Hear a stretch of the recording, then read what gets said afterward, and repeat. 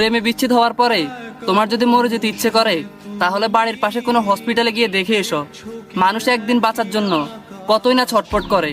সামান্য অভাবে যদি তুমি দিশারা হয়ে যাও, তাহলে রাতের আধারে রাস্তার পাশে গিয়ে দেখো, তাদের পেটে নাই ভাত, তাদের মাথার উপরে নাই ছাদ, তারপরেও তারা কত সুখী। তুমি কালো চেহারা নিয়ে যদি নিজেকে খারাপ মনে করো, তাহলে অ্যাসিডে পুড়ে যাওয়া মানুষদের দিকে তাকাও। তারা এই অ্যাসিডে পোড়া শরীর নিয়েও সমাজে কি সুন্দরভাবে হাঁটে। তোমরা যারা ভাবতেছ ছেলে হলে ভালো হতো, মেয়ে হয়েও ভালো হতো, তাদেরকে একটা কথা বলতেছি, তোমরা তৃতীয় লিঙ্গের দিকে তাকাও। তারা পরিবার থেকে এবং সমাজ থেকে বিতাড়িত হওয়ার পরও তারা নিজেদের জীবন যুদ্ধে তারা কিভাবে এগিয়ে যেতে যাচ্ছে। যদি তুমি ছেলে হয়ে ভাবো মেয়েরা লোভী, মেয়েরা টাকার লোভী, তাহলে তুমি তোমার ঘরেই নিজের মায়ের দিকে তাকিয়ে দেখো।